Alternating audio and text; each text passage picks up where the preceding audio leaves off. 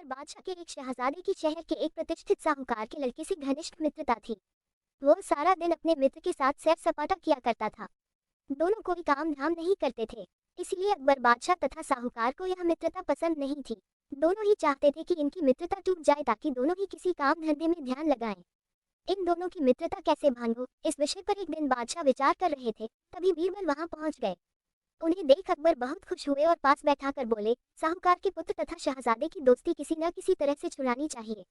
मेरे विचार से तुम ही इस काम को कर सकते हो। महाराज की समस्या की गंभीरता को समझकर बीरबल बोले, जहां पनाह, हुक्म जारी कीजिए कि आज शहजादा तथा साहूकार पुत्र दोनों एक साथ दरबार में उपस्थित हों। अकबर बादशाह ने ऐसा हुक्म जारी कर दिया। दोनों मित्र नियत समय पर दरबार में उपस्थित हुए।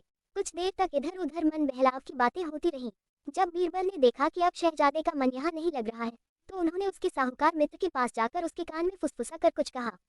बात साफ नहीं थी, अतः साहूकार का लड़का कुछ नहीं समझ पाया। इसके पश्चात बीरबल ने शहजादे के मित्र को संबोधित करके चेतावनी दी, ध्यान रहे, ये बात बिल्कुल गुप्त रखी जाए। अपने इष्ट मित्रों से भी तुम इसकी चर्चा मत करना। बीरबल की इस चेतावनी को सभी उपस्थित लोगों ने सुना। इसके बाद दरबार दूसरे दिन के लिए उठ गया। दरबार से बाहर निकलने के पश्चात शहजादे ने मित्र से पूछा, बीरबल ने तुम्हारे कान में क्या कहा था? साहूकार पुत्र शहजादे को कुछ नहीं बता सका। आखिर कोई बात बीरबल कहते या वो समझता तो बताता भी। इससे शहजादे को कुछ शंका उत्पन्न हुई। वह बोला, मित्र, आज तुमने यह नया तरीका खूब अपनाया है। नहीं दोस्त, बिल्कुल नहीं। बीरबल ने मुझसे कुछ कहा ही नहीं, केवल कान के पास मुंह ले जाकर कुछ स्पष्ट सा फुसफुसाया और खुलेआम ये कहा कि जो बात मैंने तुमसे कही है, इस बात को गुप्त रखना।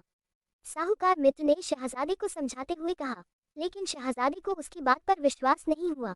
उसने सोचा, उसका मित्र सब कुछ जानते हुए भी बता नहीं रहा है।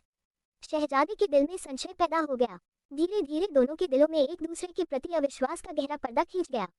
दोनों की घनिष्ठ मित्रता आखिर भंग हो गई। फिर हमेशा के लिए दोनों मित्रों का मन एक दूसरे से हट गया। वे अपने अपने काम काज देखने लगे। साहूकार को भी बड़ी खुशी हुई। अकबर बादशाह बीरबल की चतुराई से अत्यधिक प्रसन्न हुए और सदा की तरह बीरबल को इस कार्य के लिए भी पुरस्कृत किया।